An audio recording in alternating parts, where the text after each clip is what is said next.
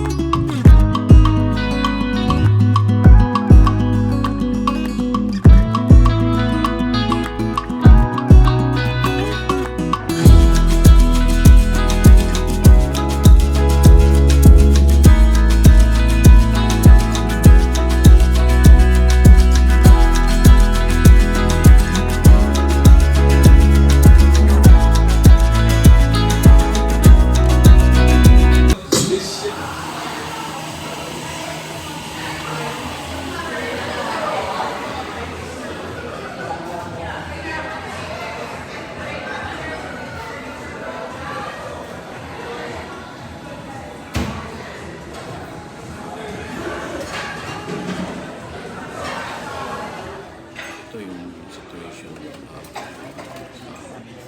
breakfast time.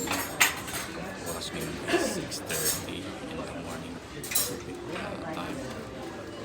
Malinaw yung lagat at saka kakain dito sa kanila. Yan. Ito yung tables dito. Makikita mo sa breakfast time yung service. Doon yung makikita mo din yung kain sa salon. Yan, mga tao dito na lang breakfast time. Tsaka dito yung dagat. Ganda yung ambience na dito. Ito yung table natin. Kuha pa ko ng pagkain. Ito yung breakfast namin for the morning. Yan. Tsaka yung ambience dito. Yung dagat yan. Tsaka yung kuhaan dito. Ito yung breakfast. Yan. Ito yung area ng swimming pool. Iba kasi dito sa Alaska malamig. Kaya tingnan mo yung swimming pool, walang naliligo ngayon. Tsaka konti lang yung lumalabas. Kaya nagja-jogging. Ito yung jogging lane dito. Saka doon naman yung sliding pool. Doon sila nagpa-slide. Ayan. Saka malamig. Tingnan mo yung ulap. Kulimlim palagi. Ang nagustuhan ko lang dito sa Norwegian Bliss kasi malaki yung monitor nila dito. Tingnan mo yan. May monitor. Yung ibang barko walang ganyan na kalaking monitor. Tsaka dito yung swimming pool. Dito na naman yung dagat. Ito yung spa. Meron silang spa dito. Yan. May spa. Tsaka may sliding pool, yung sliding nila. Iba din yung style. Iba din yung architectural design nila dito. Tsaka ito yung Pacific Ocean. Tapos na tayo sa US territory. So, nandito na tayo sa Pacific Ocean ngayon. Tsaka ito yung barko. Makita natin. Konti lang kasi yung lumalabas ngayon. Ayan o. Kita nyo yung monitor. Yan ang ganda ng Alaska. Papunta tayo ngayon dito. Papunta na tayo ngayon doon. Ang laki nilang monitor nila. Tingnan natin yung palabas nila kasi ito yung about Alaska. Videoan natin. Sana hindi tayo masipir, may music kasi.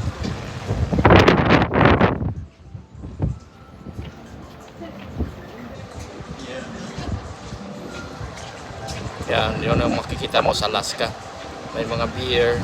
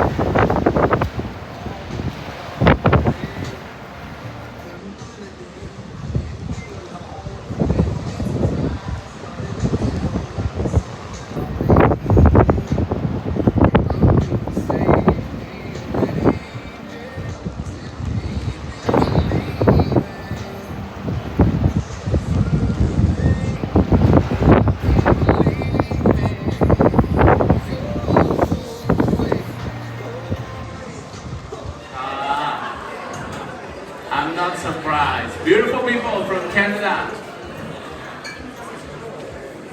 The Yonge Street. How long that street has been there? Do you know? Question Right and here? answer trivia It's here. still young or now it's old? Okay, number 70. How many strings does a cello, violoncello have? 4. Yes, 4 strings. Any musician in the house? Wow, master. Alright. 4 strings. It's a beautiful, beautiful instrument. I really love it. Number 18. What was the first women's magazine called? Trivia questions. One of the activities. Say? No idea? Wow, she has a good answer. But not even one correct. I'm joking. I'm not wearing my glasses, Javi, so I couldn't see anything. Alright. The Ladies Mercury. Did you have any idea? Me neither. Okay, the Ladies Mercury. Number 19. Who are former Philadelphia War Boys Nathan Morris, Wayne Morris, Sean Stockman, and Michael McCary? Cha-chan! Boys to Men.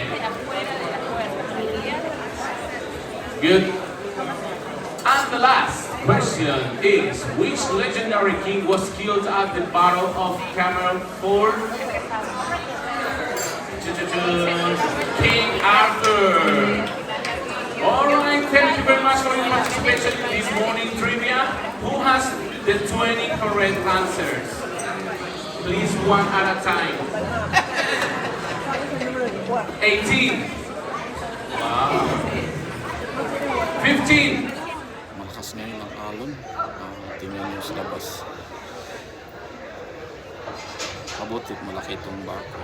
Hindi masyado siya umiilim. Pero mapipil mo talaga kasi ang lakas ng alon. Dito pa rin tayo sa may Pacific Ocean. Pero ang lakas ng alon, tingnan mo yan. Dito tayo sa loob. Tingnan mo.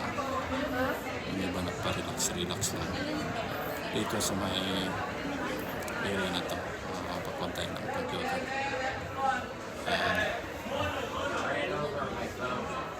ito daming tao dito sa loob ng cruise ship. Tinanaw ang mga tao for lunch na kasi ngayon. So ito yung situation. So yung sa labas dito, sa may pool area. Malamig kasi kaya kunti lang yung nagkuhan dito. Naliligo. Ayun, naliligo doon. Ganda. So ito, ganito kaganda yung pool dito. Tapos mamaya, open na naman ito. Alas 5. Ayan. Swimming pool. Malakas ang pan ngayon eh. Malakas ang hangin at saka ang alon. Kaya kunti lang ang nandito. Pero maganda siya. Wala ka masyadong tao. Yan. Buti natin. Ito naman yung banda dito. Lamig ng hangin eh. Maganda dito yung isa. Magagusto ko kasi ganun lakas yung dito alon. Saka ang hangin. Dito pa yung hangin. Yan. Ganda yun. May malakas malaking pan dito.